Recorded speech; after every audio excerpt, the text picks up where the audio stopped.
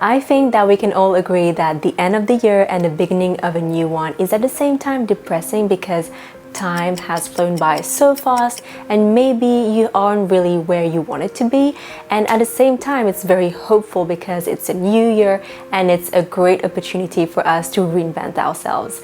And I don't know about you, but I love pressing that reset button and having a blank slate for a new year. For the last 5 years or so, I would do the same exact exercise by the end of the year, meaning I would reflect back on the goals that I had set for myself in the beginning of the year and kind of like see where I am compared to what I wanted to be, and then set even more ambitious goals for the next year, because no matter how I did, well, I wanted to see progress and I just wanted to reach for higher. And while this is a very standard goal setting kind of like system, this year I wanted to do things a bit differently. I thought very hard about, what could actually increase my success rate for the next year and design a process around it. And today I wanted to share all of that with you, so let's do it together. Hi everyone, and welcome back to my channel. Today's video, as I mentioned, is going to be all about how to set more realistic goals for your next year, and also I'll be sharing free tips that is really going to help you increase your success rate. So let's dive right into it. The first thing that you want to do is really be clear about what your aspirations are in life, meaning how does your dream life actually look like? I suggest you get really specific on that and that you write everything down. It might take some time, but in the end, it's going to be a great reminder for you as to why you're doing all the work. So really make sure that you are describing your dream life, where you are going to live, like in which country. Are you living in an apartment, in a villa, or in a house? What type of life are you leading? Are you very socially active? Are you more quiet? What does your day-to-day look like? What does your social circle look like? And also what type of person you want to be.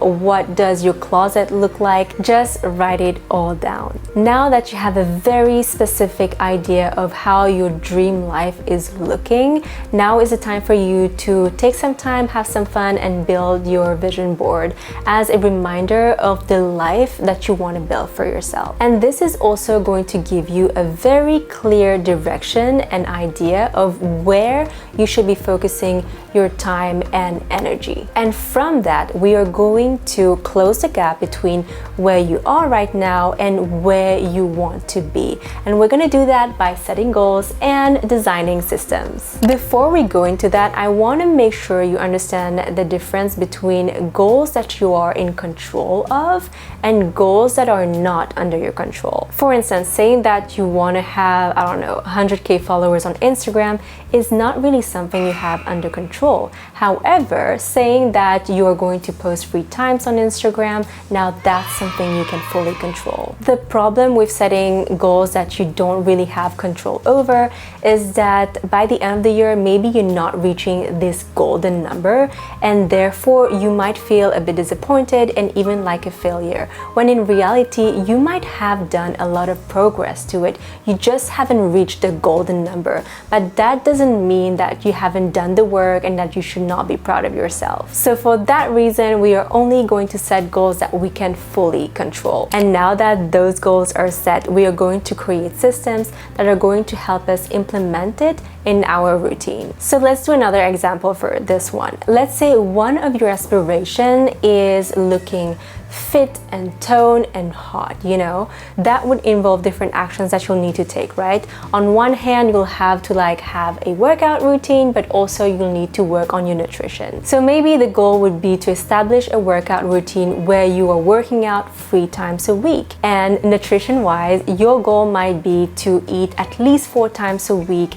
at home and making sure that you eat clean and healthy foods. Creating a system for this goal would be for you to create your own workout routine and set the time in your calendar as to where you're going to actually go to work out. Then you kind of know, when you're going to either sign up for classes, show up at the gym, or even do home workouts. It also means that you need to create a system where you're going to make sure that you have everything that you need to stay on your nutrition track. So maybe every Sunday you're going grocery shopping to make sure that your fridge is stocked with a lot of goodness as well as healthy snacks. And maybe you also need to do some meal prepping during the week so that you're not really tempted to order in whenever you have busy days. The good thing about setting goals that are fully under your control and creating those systems is that they are fully measurable and trackable. And if you are serious about them, then that means that maybe every week you are evaluating your performance and you're making sure that you are on track towards the life of your dreams. My first tip is to stay realistic. When you are setting those goals and creating those routines, you need to stay mindful of one of the most important variable of this whole equation, which is you. You and only you know your capacity of work, you and only you know when you're most efficient, and you and only you know in which environment you work best. The thing that we have to understand is that we are not waking up a different person on January 1st. It's just another day and you're still gonna be you. And what we really do not want is you becoming some sort of superwoman for the first 3 weeks of January and then feeling completely drained out and burned out. So just make sure that you are aware of how you function when you're designing those systems and routines. For instance, let's just say that the amount of work that you can actually take on in a day is 4 hours of deep work and the rest would have to be light work. Then when you're creating those systems during your week, you don't want to have one day when the work that you're expecting yourself to deliver is the equivalent of 8 hours of work. That would be kind of like setting yourself up for failure, and we do not want that. Stay realistic, and instead of trying to become 100% better next year, just try to become 1% better every day. Your time and energy are your biggest assets, so you need to make sure that you're tracking where your time and energy is actually going. Where you're choosing to allocate your time and energy is going to give you a very clear idea of which aspect of your life is going to grow. If you're dedicating a lot of time and energy at the gym, attending workout classes, or whatever it is, then you can expect that area of your life to grow. But if you're dedicating a lot of time and energy scrolling on social media and just consuming all sorts of content, then that is just that. You cannot expect any other areas of your life to grow if that's where you're putting your time and energy. Think of your time and energy as water and fertilizer to a plant. The plant that receives the most water and fertilizer is the one that's going to grow the most. My third tip is to keep things interesting during the year. 365 days is a lot of time, and the chances are that the surge of motivation that you're feeling right now might die down. I have definitely seen the same patterns in my life. I would start January feeling so pumped up and ready to crush all my goals, and then get a slump around mid-February, and then up and down again until June, where I'm like, wow, it's already mid-year, I need to do something about my goals. So I would have like another surge of motivation, inspiration, hope, and then around September, October, hit a slump again before it's November, and I'm like, wow, there is 2 months left in this year.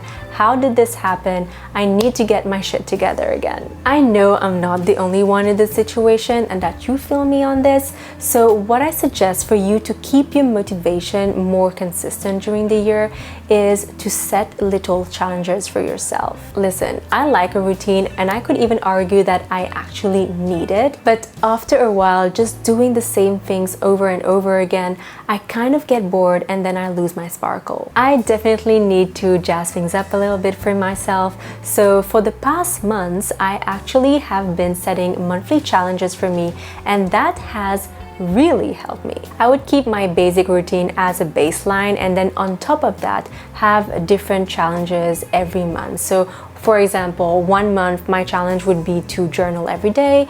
One challenge would be to go work out at least 4 times a week. One challenge would be to drink 3 liters of water. One challenge might be to prepare my day the night before. or even wake up at 6 a.m. every day. You kind of get it. But in the end, setting those small challenges every month kind of like renewed my motivation and kept me excited. And that would in turn help me stay more consistent on my longer term goals. Alright, I think that is it for my goal setting process and my tips on hopefully increasing your success rate for next year. That's all I'm hoping for you guys. So let me know what you think in the comments below. And if you like this video, give it a thumbs up and subscribe. It really means the world to me, and I'll see you very, very soon.